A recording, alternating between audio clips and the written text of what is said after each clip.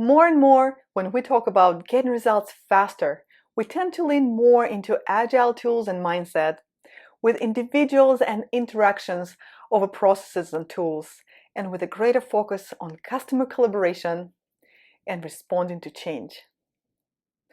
Hi, I'm Natasha Kasimtseva, and I'm your project doctor. And today, I will show you how you can leverage servant leadership to empower your team. But before we jump in, please click that subscribe button to support this channel. I really appreciate it. Already subscribed? Well, thank you. Let's jump right in. Servant leadership is a practice of leading through service to the team, understanding the needs of the team, removing bottlenecks, and providing the tools the team needs for the highest possible performance. Unlike the transactional leadership style that focuses more on end results over experience, the role of servant leader is to facilitate the team's discovery, build relationships, and cultivate trusting, healthy project environments. The servant leader approaches project work in the following order. First, purpose. The servant leader on a project activates the team around the purpose of the project, making sure the why behind the effort is well understood. Team strengths then are leveraged around the project purpose, and as the project evolves, so does the team. Next, people. Once the purpose is established, the servant leader works with the team to create the project environment and the processes that would serve the defined purpose best. Next, process. With self-regulating agile teams, there is less need for the rigid prescriptive processes and procedures. It's best to focus on the health of the team and the project and the results they're producing and adjust the process accordingly. Processes should be flexible enough to allow the team to respond to changes faster and produce highest value results. Here are some actionable strategies that you can apply today to become more agile with your leadership to facilitate your team's success. Promoting self-awareness. Self-awareness involves being aware of different aspects of the self, including traits, behaviors, and feelings. In other words, being self-aware is being in the know about your own abilities and how you manifest yourself to others. You can promote self-awareness by building up certain practices, like asking for feedback, self-reflection, and exploring strengths and weaknesses. Listening. Active listening is such a powerful tool, especially when you work with remote teams. My personal favorite active listening technique that helps me to be a good listener is asking open-ended questions. Open-ended questions encourage conversations and exchange of ideas. Also, repeating back or summarizing what you think you just heard is also very helpful. Well, first, it helps to show you're engaged in the conversation, and second, it helps to clarify any misunderstandings or misalignments. Serving those on the team. This ties very well together with active listening because when you listen, you will find out what your team struggles with, what they strive to be, and what might be preventing them from fulfilling their full potential. Serving your team could be anything from providing a comfortable collaborative space to arranging training or workshops to build up the skill that's missing.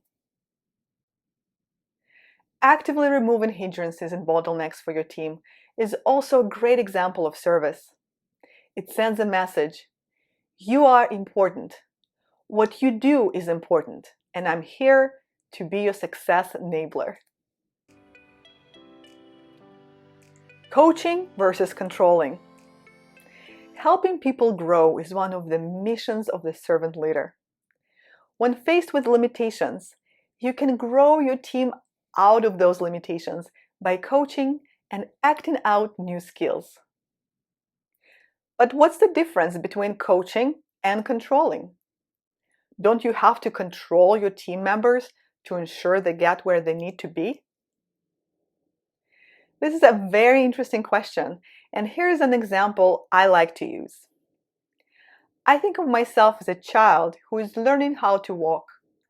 If someone holds me tight, not allowing me to really choose the direction where I walk, or even step on my own, I would probably get very frustrated and definitely would not know or learn the skills of walking. On the contrary, if there is an encouraging hand that would catch me if I were to fall, but other than that, not interfering with my trial and error, that would allow me to actually walk. And this is what coaching feels like to me.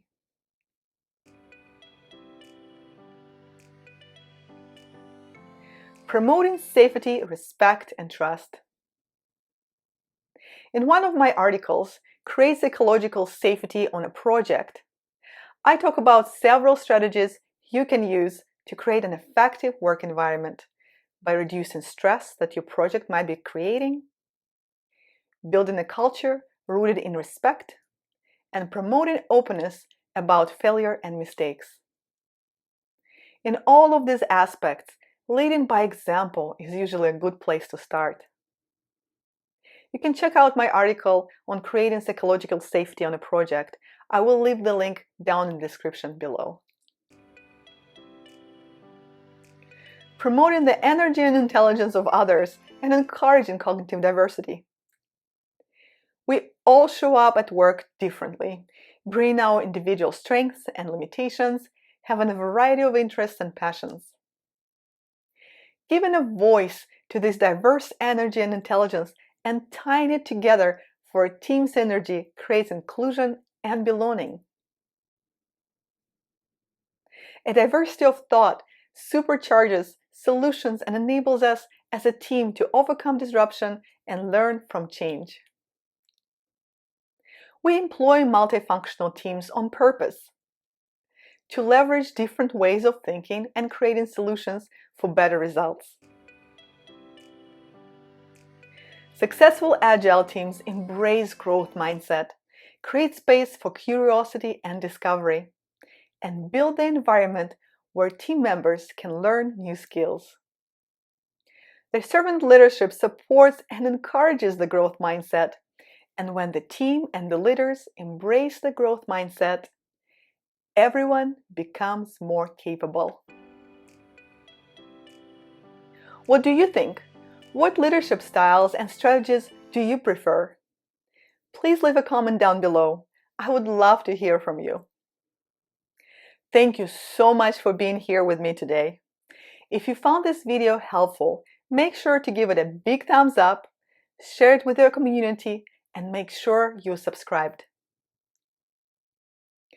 Thank you, and I will see you on my next video.